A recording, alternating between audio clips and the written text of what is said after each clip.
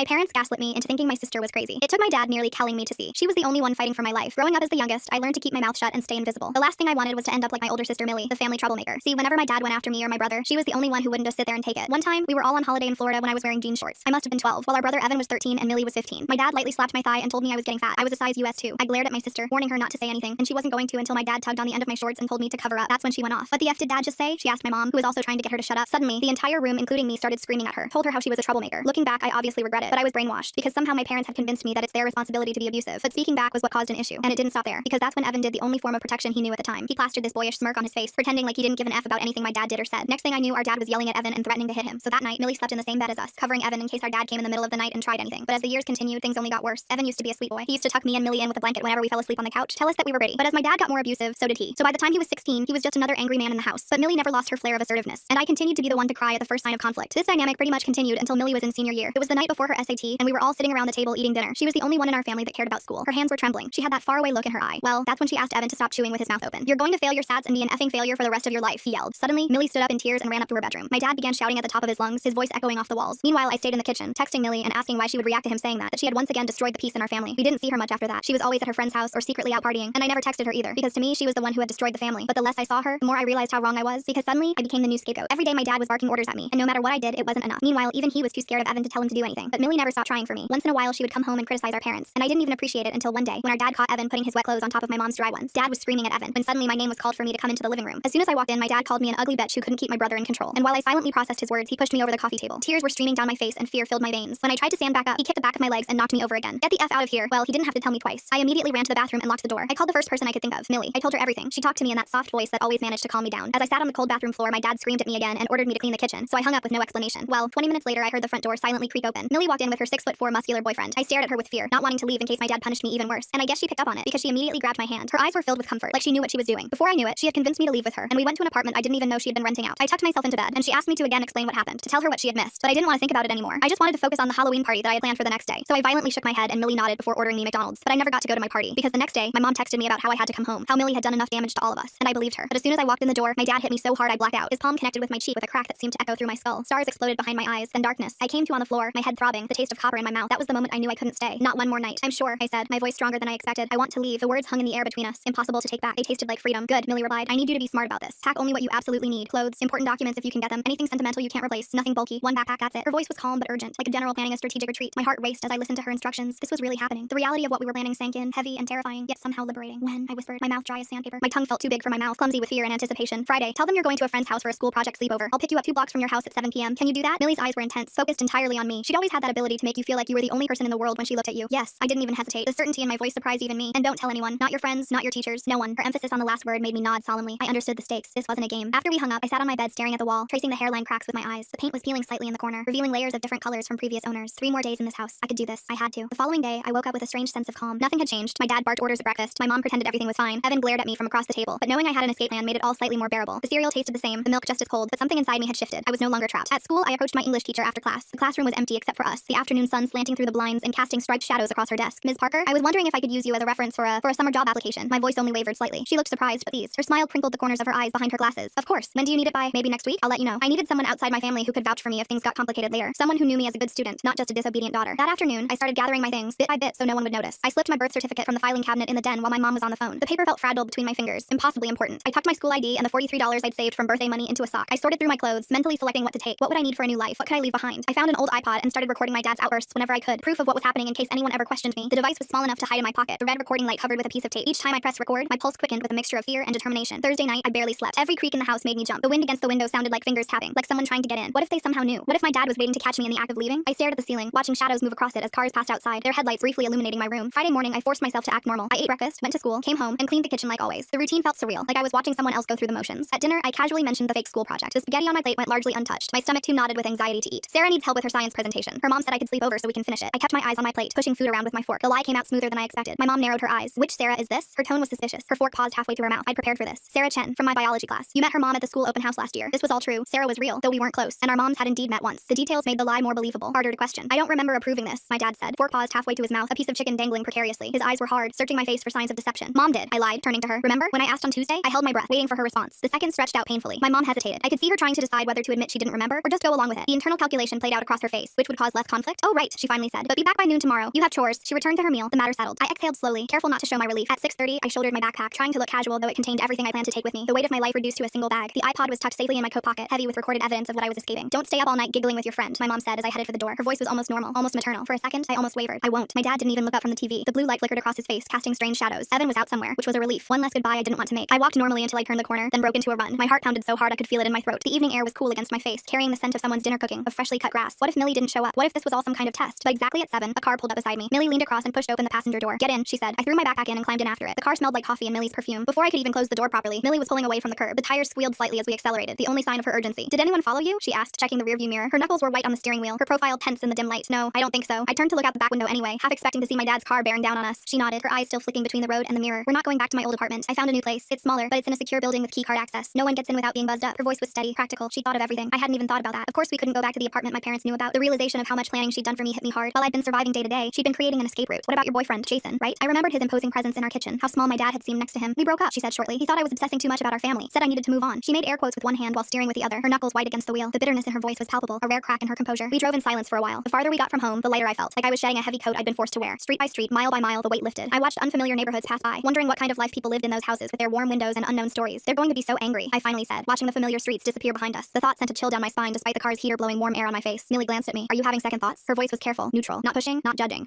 I know what's coming. The explosion, the blame, the guilt trips. I could already hear my mom's voice, see my dad's rage. She nodded grimly. Yeah, me too. The shared understanding passed between us, requiring no further explanation. We both knew exactly what they were capable of. The new apartment was on the 3rd floor of a building with a security door at the entrance. It was tiny, just one bedroom, a bathroom, and a combined kitchen living area, but it was clean and bright. The walls were a soft cream color, bare except for one small framed print of a beach scene. The furniture was minimal but functional. A couch, a coffee table, a small dining set. Nothing fancy, but nothing broken or stained either. You can have the bedroom, Millie said, dropping my backpack on the bed. I'll take the couch. The bed was neatly made with a blue comforter that looked new. No, I can't take your— I started to protest, but she cut me off with a wave of her hand. It's fine. I work late shifts anyway. We'll barely overlap. Her tone made it clear the matter wasn't up for discussion. I looked around the sparse room. There was a bed, a small dresser, and not much else, but it felt safer than any room I'd been in for years. No shouting on the other side of the wall, no footsteps to listen for, no holding my breath when a door opened. Thank you, I whispered. The words felt inadequate for what she'd done. Millie's face softened. You're my sister. I wasn't going to leave you there. She squeezed my shoulder once, then turned away, but not before I saw the shimmer of tears in her eyes. That night, I slept better than I had in months, maybe years. No listening for footsteps in the hall, no bracing for the next explosion, just quiet. The mattress was firmer than mine at home, the pillow fluffier. Outside, the occasional car passed, but the sound was distant, unthreatening. I drifted off to the gentle hum of the refrigerator and the soft sound of Millie typing on her laptop in the living room. The peace lasted exactly until 10:07 the next morning, when my phone exploded with texts from my mom. The buzzing woke me from a deep sleep, my heart instantly racing before I even read the messages. Where are you? Sarah's mom says you never showed up. Answer me right now. Your father is furious. I showed the messages to Millie, my hands shaking. The screen of my phone lit up with another incoming text, then another. They came so quickly the phone barely stopped vibrating. Turn off your phone, she said. We knew this was coming. Her calmness steadied me, reminded me that we had anticipated this. I hesitated, then typed one message. I'm safe. I'm not coming back. Then I powered off my phone and set it on the counter. The silence that followed felt both terrifying and liberating. What now? I asked. Sunlight streamed through the kitchen window, casting a warm rectangle on the linoleum floor. It was strange how normal everything looked when my entire life had just changed. Now we wait. They'll escalate before they back down. She was right. By that evening, we'd received 6 voicemails on Millie's phone. The first few were from my mom, alternating between threats and tearful pleas. Her voice went from angry to broken and back again. A familiar cycle I'd heard my whole life. The last one was from my dad. If you don't bring her home right now, you'll regret it, he growled. Both of you will. His voice sent a chill down my spine despite the warmth of the apartment. Some conditioned responses were hard to shake. Millie deleted them all without responding. Her finger pressed the delete button with a finality that felt like closing a door. The next day, Sunday, my phone pinged with a text from Evan. I turned it back on briefly to check messages. The notification made my stomach drop, but I forced myself to read it. Don't expect anything from us when he dies. Just that. No explanation of who he was or what he meant. The cryptic nature of it felt deliberately cruel, designed to make me imagine the worst. I showed it to Millie. He's trying to guilt you, she said. Dad probably put him up to it. You know how he's always making vague threats about his health when he wants attention. Remember when he told us his heart was giving out because Evan wanted to go to summer camp? Her voice was steady, but I noticed how she bit her lip after saying it, like she wasn't entirely sure.